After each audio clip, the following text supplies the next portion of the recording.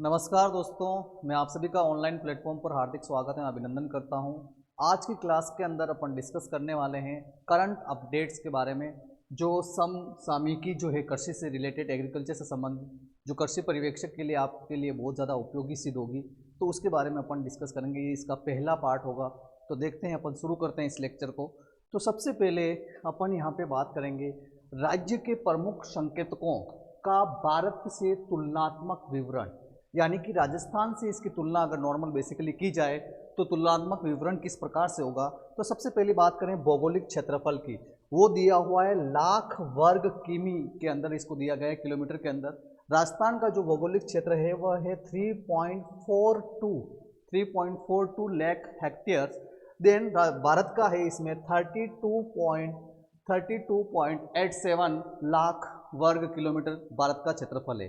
अगर क्षेत्रफल के केस में अपन यहाँ पे बात करें तो राजस्थान का जो क्षेत्रफल है वह क्षेत्रफल में राजस्थान देश में पहला स्थान रखता है, और क्षेत्रफल में राजस्थान जो है 10.41% जो भूभाग है भारत का वह राजस्थान के अंदर है, जो आपको ध्यान होना चाहिए।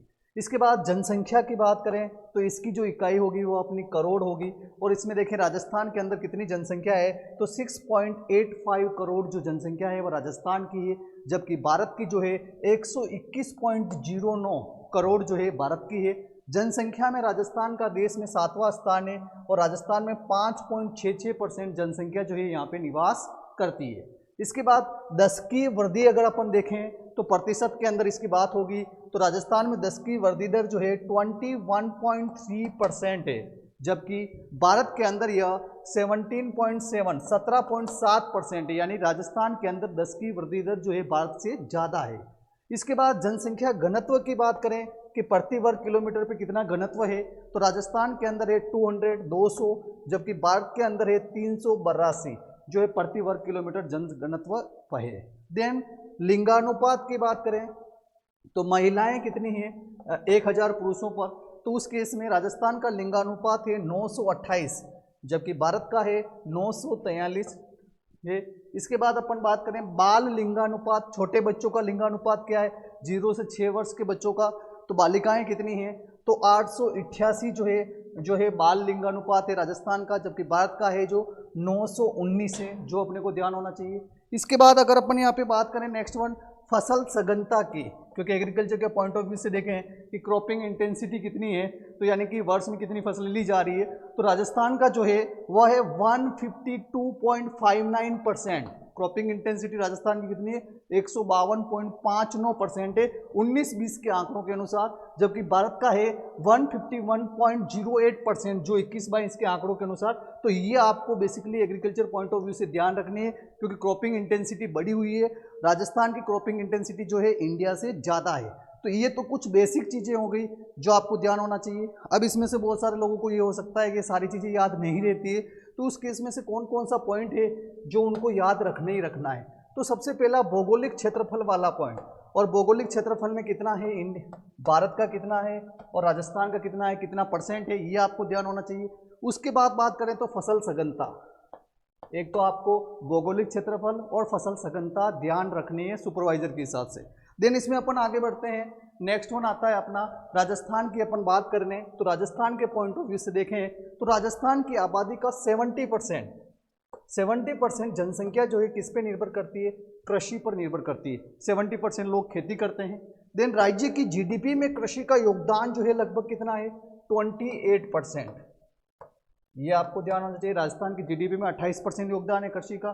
प्रदेश के कुल क्षेत्रफल के लगभग 50% भाग में कृषि होती है, जो अपन कह रहे 3.42 लाख हेक्टेयर जो वर्ग किलोमीटर जो आपका क्षेत्रफल है उसमें 50% भाग में राजस्थान में कृषि हो रही है।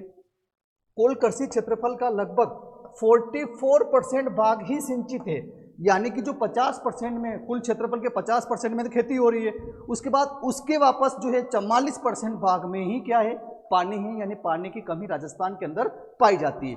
देश के भूभाग का 10वां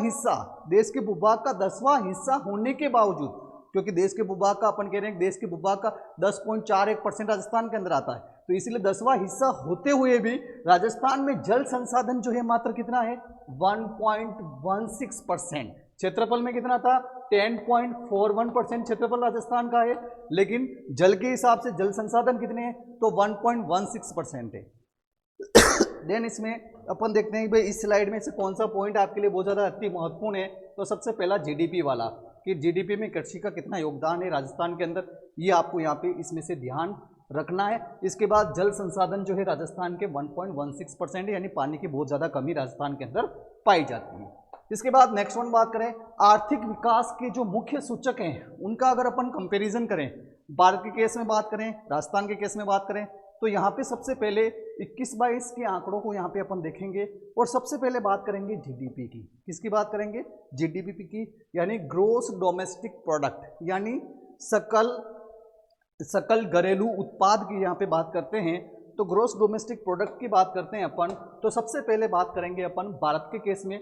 भारत के केस में अगर जीडीपी देखें, अस्थिर 2011-12 के मूल्यों पर अगर देखें तो भारत की जो जीडीपी है वह है 147.3.5 लाख करोड़ जो है इंडिया की है, जबकि प्रचलित मूल्यों पर यानी कि करंट प्राइस पर अगर देखा जाए 21-22 में तो 236.64 लाख करोड़ जो है इंडिया की जीडीपी है। वृद्धि दर कितनी है, ग्रोथ रेट कितनी है, तो इंडिया में जो है निश्चित या अपन कहें अस्थिर मूल्यों पे जो ग्रोथ रेट है वह 8.7% है, जबकि प्रचलित मूल्यों पर जो ग्रोथ रेट है वह 19.5% है। इसके बाद ये तो 21-22 की बात हुई, लेकिन अगर अपन बात करें 22-23 के अंदर, वित्तीय वर्ष 22-23 के अंदर ये जीडीपी कैसी थी भारत की, तो स्थिर मूल्यों पर जो है 157.60 लाख करोड़ जो है स्थिर मूल्यों पे है, और इसमें ग्रोथ रेट जो देखी गई है वह 7% देखी गई है, जबकि प्रचलित मूल्यों पर करंट प्राइस के देखें तो 273.08 लाख करोड़ जो है इंडिया की जीडीपी है। देन इसमें ग्रोथ रेट 22-23 के अंदर 15.4% देखने को अपने को मिली है। तो ये तो भारत का केस हो गया भाई कि भारत के अंदर 21-22 और 22-23 के अंदर स्थिर मूल्यों पर और प्रचलित मूल्यों पर कितनी जीडीपी थी, उसमें ग्रोथ कितनी हुई है। अब बात करते हैं राजस्थान की, तो राजस्थान की यहाँ पे बात करते हैं, तो राजस्थान की भी यहाँ पे जीडीपी की ही बात हो रही है, लेकिन ये ध्यान रखना यहाँ पे एस लग गया है, जीएसडीपी बोल रहे हैं। यहाँ एस का मीनिंग होता है स्टेट, एस का मीनिंग यहाँ पे क्या होता है, स्टेट होता है, जो आपको बेसिकली ध्यान होना चाहिए। एस का यहाँ पे मीनिंग जाएगा, वो जाएगा आपका स्टेट, यानी राज्य का घरेलू सकल उत्पाद की यहाँ पे बात हो रही है। तो आप कंफ्यूज नहीं हो, एग्जाम में अगर राजस्थान के केस में जीडीपी का क्वेश्चन आता है तो जीडीपी भी लिख सकते हैं या जीएसडीपी भी लिख सकते हैं। देन इसमें बात करें 21-22 की, तो 21-22 में राजस्थान की जीडीपी या जीएसडीपी की बात करें तो 7.39 लाख करोड़ थी, और उसमें ग्रोथ रेट जो थी 11.36% अपने को देखने को मिली स्थिर मूल्यों पे। जबकि अगर बात करें करंट मूल्यों पर या प्रचलित मूल्यों पर, तो राजस्थान की जो जीडीपी थी 12.18 लाख करोड़, और इसमें जो ग्रोथ रेट देखने को मिली है वह 19.5%, 19.5% ग्रोथ अपने को यहाँ पे देखने को मिलती है। देन 22-23 की बात करें तो राजस्थान की जीडीपी 7.99 लाख करोड़ है, इसमें वृद्धि दर जो है आपकी 8.19% देखने को मिली है। देन प्रचलित मूल्यों पर जो है 14.13 लाख करोड़, और इसमें ग्रोथ जो देखने को मिली है वह 16% अपने को यहाँ पे देखने को मिली है। तो राजस्थान की जीडीपी जो है 21-22 में और 22-23 में और भारत की दोनों अपन ने यहाँ पे डिस्कस की, जो आपको पता होना चाहिए। और बेसिकली आप यहाँ पे जो ध्यान रखने लायक है आपके लिए, नॉर्मली ग्रोथ रेट पूछी जाती है एग्जाम के अंदर। क्या पूछी जाती है? ग्रोथ रेट, न कि ये वैल्यू आपको पूछी जाएगी। तो आपको ग्रोथ रेट 22-23 की ध्यान रखनी है। राजस्थान की 22-23 में ग्रोथ रेट जो थी स्थिर मूल्यों पे 8.19% ग्रोथ हुई है, और प्रचलित मूल्यों पर 16% ग्रोथ देखने को मिली। तो ये दोनों पॉइंट आपको ध्यान रखने हैं, और ये दोनों पॉइंट इंडिया के केस में भी अगर आपको ध्यान रहते हैं तो आपके लिए अच्छा रहेगा। देन अपन इसमें आगे बढ़ते हैं। नेक्स्ट वन आता है सकल मूल्य वर्धन। देखो, एक तो होता है जीडीपी और एक होता है जीवीए, ये शब्द आपने सुने होंगे। तो अब इसमें सीधी सी बात है, आपको कंफ्यूजन यहाँ पे देखने को मिल सकता है कि इन दोनों का मीनिंग क्या होता है। तो सबसे पहले इन दोनों शब्दों को अपन समझ लेते हैं। तो सबसे पहले बात करते हैं जीडीपी। वैसे जीडीपी की जो फुल फॉर्म होती है वो होती है ग्रोस डोमेस्टिक प्रोडक्ट। क्या होता है? Gross domestic product. और जीवीए यानी कि ग्रोस वैल्यू एडेड, इसका फुल फॉर्म होता है। हिंदी में इसको बोलते हैं सकल घरेलू उत्पाद, और इसको बोलते हैं सकल मूल्य वर्धन। ये आपको ध्यान होना चाहिए। जब अपन भारत की बात करते हैं यहाँ पे, यानी कि इंडिया की बात करते हैं तो अपन बोलेंगे यहाँ पे जीडीपी। क्या बोलेंगे? जीडीपी बोलेंगे इसको। लेकिन जब अपन यहाँ पे राजस्थान की बात करेंगे तो अपन कहेंगे जीएसडीपी बोलेंगे इसको। ठीक इसी प्रकार से जीवी की बात करें तो जब अपन भारत की बात करेंगे तो अपन बोलेंगे जीवीए। लेकिन जब अपन यहीं पे राजस्थान की बात करेंगे तो इसको बोलेंगे जीएसवीए। तो यानी कि जहां पे एस लग जाता है यानी स्टेट की बात हो रही है, तो आप उससे कंफ्यूज नहीं हो। तो बेसिकली इनमें डिफरेंस क्या है? तो जीडीपी का मतलब क्या होता है? किसी निश्चित अवधि के दौरान किसी देश की क्षेत्रीय सीमाओं के भीतर जो उत्पादित है अंतिम वस्तुओं और सेवाओं का जो बाजार मूल्य है, यानी पर्टिकुलर भारत की बात कर रहे हैं तो भारत की सीमाओं के अंदर जो भी वस्तु उत्पादित की जा रही है और जो भी सेवाएं हैं, इन दोनों का जो बाजार मूल्य जो होता है वही क्या होता है? जीडीपी होता है। जबकि जीवीए क्या होता है? किसी देश के भीतर उत्पादित वस्तुओं और सेवाओं का कुल मूल्य, वस्तु और सेवा को उत्पादित करने के लिए उसका कुल मूल्य कितना है, लेकिन उस मूल्य के अंदर जो है इस मूल्य में निवेश अर्थात इन्वेस्टमेंट और कच्चे माल रॉ मटेरियल की लागत को शामिल नहीं किया जाता है। यानी जीडीपी में तो ओवरऑल बात हो गई कि भाई किसी भी देश के अंदर या किसी राज्य के अंदर कोई उत्पाद उत्पादित किया जा रहा है या कोई सेवा दी जा रही है तो उसका बाजार मूल्य कितना है, तो वह आपका जीडीपी है। जबकि जीवी क्या है? किसी देश या राज्य की सीमा के अंदर कोई चीज उत्पादित की जा रही है या सेवा उत्पादित की जा रही है तो उसका कुल मूल्य कितना है, उसमें जो है निवेश, इन्वेस्टमेंट और कच्चे माल की लागत शामिल नहीं होती है, वह जीवीए कहलाता है। तो यहाँ पे उत्पादन, आय और व्यय ये तीनों दृष्टिकोण जो है जीडीपी के अंदर देखे जाते हैं। जबकि जीवी के अंदर सिर्फ केवल उत्पादन देखा जाता है, आय व्यय को नहीं देखा जाता है।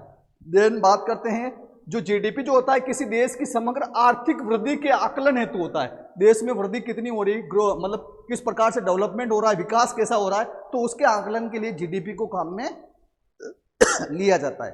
जबकि मूल्यवर्धन जो होता है आर्थिक गतिविधि के क्षेत्रवार विवरण, यानी कि जो आर्थिक गतिविधि किसी देश या राज्य के अंदर हो रही है उसके अलग अलग जो क्षेत्र हैं, सेक्टर हैं, उनमें कितनी वृद्धि हो रही है। जैसे अपन कहते हैं कि भारत की जो जीडीपी है उसमें कृषि क्षेत्र का इतना योगदान है, उद्योग क्षेत्र का इतना योगदान है, सेवाओं का इतना योगदान है। तो ये जो क्षेत्रवार जो विवरण की बात होती है वह जीवीए के अंतर्गत आता है और ओवरऑल जो बात होती है वह जीडीपी के अंदर आता है। इन दोनों में बेसिकली यही डिफरेंस होता है।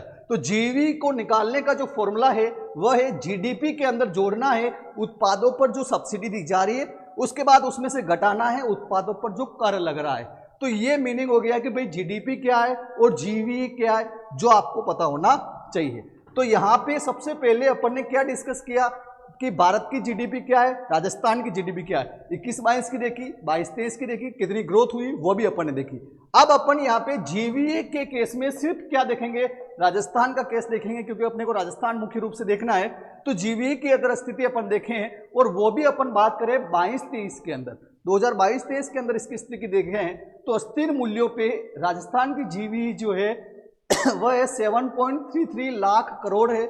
इसमें वृद्धि जो देखी गई है 7.88% वृद्धि देखी गई है। इसी प्रकार से प्रचलित मूल्यों पर राजस्थान की जीवी है 13.11 लाख करोड़ और इसमें वृद्धि जो देखी गई है वह देखी गई है 15.57% यहाँ पे वृद्धि देखने को मिली है। अब क्षेत्रवार विकास दर कितनी रही है, मैंने कहा क्षेत्रवार अगर देखना है तो जीवी का यूज होता है। तो क्षेत्रवार विकास दर की बात करें तो सबसे पहले बात करते हैं अपन 21-22 के अंदर, वर्ष 21-22 के अंदर स्थिर मूल्यों के अंदर, स्थिर मूल्यों की बात करें तो कृषि का जो योगदान रहा है वह रहा है 29.22% रहा है। उद्योग का जो योगदान रहा है राजस्थान में 28.17% का और सेवाएं का रहा है 42.61% का। इसी प्रकार से प्रचलित मूल्यों पर देखें तो कृषि का योगदान 29.39%, देन उद्योगों का योगदान 27.45%, देन सेवाओं का योगदान 43.16% देखने को मिला है। ठीक इसी प्रकार से अगर अपन बात करें वर्ष 2022-23 के अंदर, यहाँ देखें तो स्थिर मूल्यों के अंदर ऊपर जो कृषि का जो योगदान है वह 28.50%, देन उद्योगों का योगदान 27.76%, देन सेवाओं का योगदान 43.74% रहा है। देन बात करते हैं प्रचलित मूल्यों पर, तो प्रचलित मूल्यों की बात करें तो इसमें कृषि का जो योगदान है वह है 28.95%, देन द उद्योगों का जो योगदान है 27.31%। देन बात करें सेवाओं की तो इनका योगदान है 43.74% जो है योगदान रहा है। तो ये बात हो गई जीवीए के केस में कि राजस्थान का जीवीए जो सकल मूल्य उत्पाद है वह कितना क्या है। अब इस स्लाइड में से कौन सा पॉइंट आपके लिए बहुत ज़्यादा इंपॉर्टेंट है, तो सबसे पहली बात तो ये कि राजस्थान के अंदर जो 3 सेक्टर हैं, एग्रीकल्चर हो गया, इंडस्ट्री हो गया और सर्विसेज हो गई, इसमें सबसे ज़्यादा अगर राजस्थान की आय के अंदर सबसे ज़्यादा अगर किसी का योगदान है तो वह सर्विसेज का है, सेवाओं का है। ये आपको ध्यान होना चाहिए पहली बात। दूसरी बात, अपन एग्रीकल्चर एग्जाम की तैयारी कर रहे हैं तो एग्रीकल्चर का कितना योगदान है राजस्थान की जो ग्रोथ के अंदर, तो उसमें बात करें तो बेसिकली आपको यहाँ पे जो ये अस्थिर मूल्यों वाला जो दे रखा है, और अस्थिर मूल्यों में भी एग्रीकल्चर में 28.50 जो परसेंट है, ये आपको इस स्लाइड में से ध्यान रखना ही रखना है। देन अपन इसमें आगे बढ़ते हैं। नेक्स्ट वन जो अपना आता है जीडीपी जीवी का अंतर हो गया। देन राजस्थान में भू उपयोग, भूमि का किस प्रकार से उपयोग राजस्थान के अंदर हो रहा है, तो सबसे पहले देखते हैं शुद्ध बोया गया क्षेत्रफल, यानी कि जो नेट जो क्रॉप्ड एरिया है वह कितना है वो देखते हैं अपन यहाँ पे। तो लगभग 52.34% में जो है राजस्थान के अंदर कुल भूभाग के इतने भाग में खेती की जा रही है, जो लगभग 179.48 लाख हेक्टेयर क्षेत्र है। देन बात करें कि राजस्थान के अंदर बंजर भूमि कितनी पड़ी है, तो वह है देश का राज्य का 10.87%, यानी कि लगभग 37.27 लाख जो हेक्टेयर भूमि है वो बंजर पड़ी है। देन वानिकी के अंदर फॉरेस्ट्री के अंदर बात करें तो फॉरेस्ट्री के अंदर राजस्थान का एरिया है 8.08% और जो लगभग बनती है 27.72 लाख हेक्टेयर वानिकी के अंदर है। देन ऊसर तथा कृषि अयोग्य भूमि कितनी है राजस्थान के अंदर, तो 6.91% है, जो लगभग 23.67 लाख हेक्टेयर है। तो ये तो आपको ध्यान रखना है कि राजस्थान के कितने क्षेत्र में खेती की जा रही है, कितना भाग बंजर भूमि के रूप में पड़ा है, कितना भाग वानिकी के अंदर आता है और कितना भाग ऊसर और कृषि अयोग्य भूमि के अंदर आता है। तो ये तो बेसिक डाटा है जो आपको ध्यान होना चाहिए। देन इसमें आगे बढ़ते हैं। राजस्थान में कृषि एवं संबंध क्षेत्रों का उप क्षेत्रों का प्रचलित मूल्य पर 22-23 के अंदर क्या योगदान रहा है। जैसे अपन पर्टिकुलर कह रहे हैं कि राजस्थान की जो जीवी है उसके अंदर कृषि का योगदान 28.50% अपन मान रहे हैं। तो अब कृषि के अंदर वापस से अलग अलग सेक्टर आते हैं, जैसे फसल आ गया, पशुधन आ गया, वानिकी आ गया, मत्स्य पालन आ गया, इनका कितना परसेंट योगदान है वो अपने को यहाँ पे देखना है। तो सबसे पहले बात करते हैं फसलों का। सबसे अपन कहें तो 46% योगदान किसका है, फसलों का है। इसके बाद पशुधन की बात करें तो पशुधन का योगदान कितना है, 46.41% है। फसल के इस योगदान की वृद्धि दर कितनी है, 6.39% है। पशुधन की वृद्धि दर कितनी है, 3.91% है। अब पशुधन का योगदान जो है कृषि के अंदर 46.41% राजस्थान के अंदर है। तो इसमें आप कंफ्यूज मत हो, क्योंकि राजस्थान के अंदर जो योगदान है वह इतना है, लेकिन अगर यही बात अगर अपन करें भारत की, तो भारत के अंदर जो है पशुधन का या एनिमल हस्बेंड्री का जो योगदान है वह 30% है, 30% है। भारत की जीवीए के अंदर जो है कृषि की जो अपन बात करें कृषि के उप सेक्टर के रूप में, तो उस केस में 30% योगदान जो है पशुधन का है। राजस्थान के अंदर ज्यादा है, 46.41% है। अब इस पशुधन के अंदर भी वापस बात करें तो राजस्थान में 82.62% तो किसका योगदान है, दूध का ही योगदान है। बाकी चीजें सारी साइड में आ गई, जैसे आपका ऊन उत्पादन आ गया, अंडा उत्पादन आ गया, वो सारी उनको छोड़ के सबसे ज्यादा योगदान किसका है, दूध उत्पादन का है। देन बात करें वानिकी का योगदान है 7.20%, जिसमें वृद्धि दर 5.18% है। देन मत्स्य का योगदान फिशरीज का 0.39, बहुत कम है। देन इसकी वृद्धि दर 17.65% है। अब इस स्लाइड में कौन सी चीज सबसे ज्यादा इंपॉर्टेंट है, तो इस स्लाइड में सबसे इंपॉर्टेंट एक तो पशुधन वाला हो गया, एक फसल वाला हो गया। इवन वृद्धि दर तो आपको ध्यान नहीं रहेगी तो भी चलेगा, लेकिन ये दोनों आपको ध्यान रखना है कि कृषि के उप क्षेत्रों में सबसे ज्यादा योगदान किसका है, पशुधन का, और पशुधन में सबसे ज्यादा योगदान किसका है, दूध का। उसके बाद दूसरा नंबर आता है फसल का, जो आपको ध्यान होना चाहिए राजस्थान के परिप्रेक्ष्य में। देन इसमें आगे बढ़ते हैं। प्रचलित जोत धारक राजस्थान के परिप्रेक्ष्य में, यानी लैंड होल्डिंग्स, यानी एक किसान के पास औसत अपन बात करते हैं कि इतनी हेक्टेयर भूमि या इतना हेक्टेयर क्षेत्र उसका होता है, तो उसी को पर्टिकुलर जो खेत जो होते हैं उसको, जिसको अपन खेत बोलते हैं, वही आपकी क्या होती है, जोत होती है। तो उस जोत की बात करें तो राजस्थान में कुल जोतों का क्षेत्रफल, यानी टोटल कितने खेत है राजस्थान के अंदर, कितनी जोतें हैं, तो उसका कृषि जनगणना 10/11 के अनुसार बात करें तो 211.36 लाख हेक्टेयर जो है कुल जोतों का क्षेत्रफल है। लेकिन 15-16 की जो गणना है उसमें अगर अपन बात करें तो राजस्थान में कुल जोतों का जो क्षेत्रफल है वो थोड़ा कम हुआ है, वो हुआ है 208.73 लाख हेक्टेयर। तो ये तो आपको ध्यान रखना है, या इसे आप कह सकते हो कि राजस्थान का ग्रोस क्रॉप्ड एरिया कितना है, तो 208.73 लाख हेक्टेयर है, जिसमें 1.24% की कमी पाई गई है 10/11 के तुलना में। देन बात करें कुल प्रचलित भूमि जोतों की संख्या कितनी है, तो 10/11 के अंदर संख्या थी 68.88 लाख। देन अपन बात करें 15-16 के अंदर तो वो हो गई 76.55 लाख, यानी जोते यहाँ पे बड़ी है, और कितनी बड़ी है, 11.14% जो है जोते यहाँ पे इंक्रीज हुई है। देन भूमि जोतों का औसत आकार कितना देखने को मिला है, तो 10/11 के अंदर एक भूमि जोत का औसत आकार 3.07 हेक्टेयर था, और 15-16 में आकर ये रह गया 2.73। एक एवरेज जो जोत की लैंड होल्डिंग्स का जो एरिया है वह 2.73 हेक्टेयर है, और जिसमें वृद्धि कमी हुई है 11.07% की कमी देखने को मिलती है 10/11 की तुलना में। देन महिला प्रचलित जोतों की संख्या, यानी जहां पे महिला का या महिला खेती कर रही है, या यूं कहें खेती तो वैसे महिला ही करती है ज्यादातर केसेस में, लेकिन महिलाओं के नाम पे जो जमीन है उस केस में अगर देखा जाए तो उनकी जोतों की संख्या 5.46 लाख थी 10/11 के अंदर, और 15-16 के अंदर ये हो गई 7.75 लाख, और इसमें वृद्धि हुई है 41.94% की वृद्धि महिला जोतों के अंदर हुई है। पुरुष जोतों की बात करें तो 2010-11 के अंदर 63.34 लाख जो है पुरुष जोते थी, जो हो गई है 68.8 लाख। और इसके बात करें कि महिला भूमि जोतों का क्षेत्रफल कितना है, भाई इतनी महिला जोते हैं उसका क्षेत्रफल कितना है, तो इसका क्षेत्रफल है 13.30 लाख हेक्टेयर 10/11 के अनुसार, और 15-16 के अनुसार 16.55 लाख हेक्टेयर, जिसमें 24.44% की वृद्धि देखने को मिली है 15-16 के अनुसार।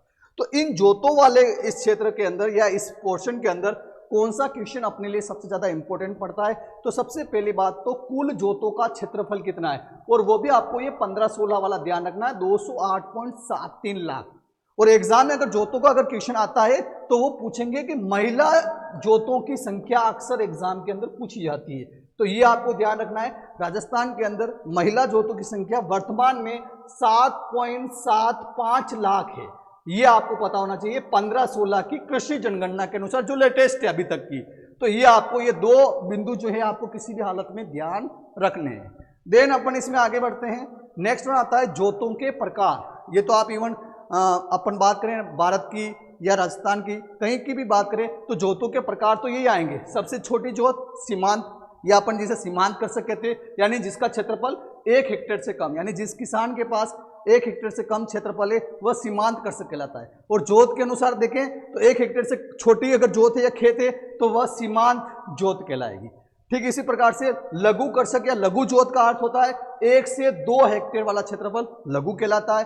अर्ध मध्यम यानी कि 2 से 4 हेक्टेयर वाला क्षेत्र अर्ध मध्यम कहलाता है। देन मध्यम 4 से 10 हेक्टेयर वाला क्षेत्र जो है मध्यम कहलाता है। और बड़े आकार यानी मोर देन 10 हेक्टेयर वाला क्षेत्रफल, यानी कि ये वर्गीकरण तो आपको ध्यान रखने ही है सारा का सारा, कि इवन अगर आपको पूछे जोतों के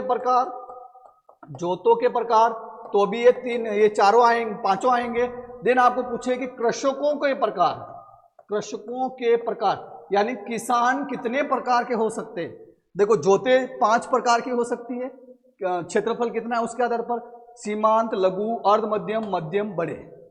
कृषक कितने आधार पर कितने प्रकार के हो सकते हैं कि उसके पास भूमि कितनी है उसके आधार पर, तो सीमांत कृषक हो सकता है, लघु कृषक हो सकता है, अर्ध मध्यम हो सकता है, मध्यम हो सकता है, या बड़े या वृद्ध कृषक हो सकते हैं, ये भूमि के क्षेत्रफल के आधार पर। अब बात करते हैं राजस्थान के परिप्रेक्ष्य में, तो राजस्थान में किसका कितना % जोतों का है, तो राजस्थान में सर्वाधिक जो जोते हैं वह सीमांत वाली, यानी 1 हेक्टेयर से कम क्षेत्रफल वाली जोते ज्यादा है, और वो कितनी है 40.12% राजस्थान के अंदर जो है सीमांत जोते हैं। और इसमें 10, 11 से 15, 16 की तुलना करते हैं तो इसमें 19.79% की वृद्धि देखने को मिली है।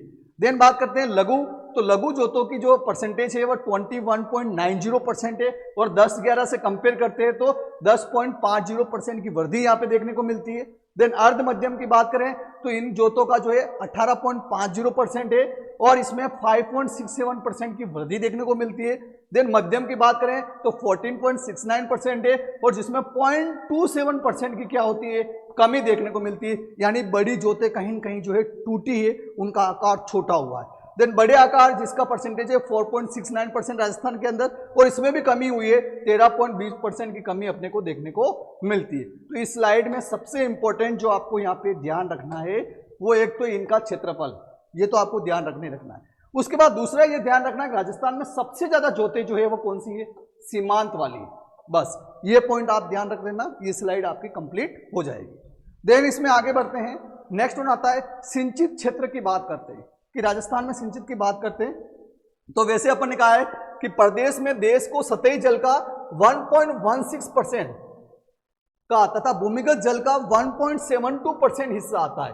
या देख लो अब भारत में उसके 100 में से 1.16% ही सतही जल है राजस्थान के अंदर और भूमिगत जल कितना है 1.72। तो यानी राजस्थान में सूखा ज्यादा रहता है, यानी पानी की बहुत ज्यादा कमी राजस्थान के अंदर पाई जाती है। अगर 20-21 की बात करें तो सकल जो सिंचित क्षेत्र था राजस्थान का वह कितना था, 116.6 लाख हेक्टेयर जो है सकल सिंचित क्षेत्र था। जबकि 20-21 के अंदर ही शुद्ध सिंचित क्षेत्र यानी नेट इरिगेटेड एरिया की बात करें तो 87.8 लाख हेक्टेयर जो है, यानी सकल 116 था उसमें से 87 क्या है, नेट इरिगेटेड एरिया राजस्थान के अंदर था 20-21 के अंदर। सकल सिंचित क्षेत्र सर्वाधिक कहाँ पे, कौन से जिले के अंदर है, तो वह गंगानगर के अंदर सकल सिंचित क्षेत्र यानी ग्रोस इरिगेटेड एरिया ज्यादा है और सबसे कम कहाँ है, तो चूरू के अंदर सबसे कम जो है सकल सिंचित क्षेत्र पाया जाता है। कृषि क्षेत्रफल का 43.54% जो है सकल सिंचित क्षेत्रफल जो है राजस्थान के अंदर है। इसके बाद सकल सिंचित क्षेत्र के लिए जो स्रोत है, सबसे ज्यादा जो सिंचाई का जो स्रोत राजस्थान के अंदर काम में लेते हैं वह नलकूप आएगा और नलकूप एवं कुएं दोनों ऑप्शन में हो तो इनका योगदान 70% है। लेकिन नलकूप अलग ऑप्शन में हो, कुआं अलग ऑप्शन में हो और नहर अलग हो तो उस केस में नलकूप जाएगा, क्योंकि नलकूप का सबसे ज्यादा योगदान है राजस्थान में सिंचाई के स्रोत के रूप में और दूसरे नंबर पे कुएं और तीसरे नंबर पे नहर आती है, जो आपको ध्यान रखना है। तो इस स्लाइड में सबसे ज्यादा इंपॉर्टेंट आपके लिए एग्जाम पॉइंट ऑफ व्यू से कौन सा पॉइंट होगा, तो इस केस में अपन यहाँ पे बात करें तो एक तो आपको ये gross irrigated area, net irrigated area, सर्वाधिक ग्रोस इरिगेटेड एरिया कहाँ पे है और इसके बाद स्रोत के रूप में बात करें तो नलकूप और कुएं का आपको ध्यान होना चाहिए। अब इसमें अपन आगे बढ़ते हैं, नेक्स्ट वन आता है, ये पॉइंट हो गए अपना कि नॉर्मल बेसिक पॉइंट कि राजस्थान का भौगोलिक क्षेत्रफल कितना है, जनसंख्या कितनी है, फसल सघनता कितनी है, भारत की कितनी, उससे कंपेयर किया। जीडीपी क्या है, जीवीए क्या है, राजस्थान का जीडीपी क्या है, भारत का जीडीपी क्या है, जीवीए क्या है, कहाँ पे कितनी परसेंटेज वृद्धि अपने को देखने को मिली है। इसके बाद इरिगेशन के केस में, सिंचाई के केस में कितने स्रोत हैं और किसका कितना योगदान है, यह बेसिक चीज अपन ने यहाँ पे देखने का प्रयास किया है। नेक्स्ट क्लास में अपन अलग प्रकार के समसामयिकी की बात करेंगे। तब तक के लिए जय हिंद, जय भारत।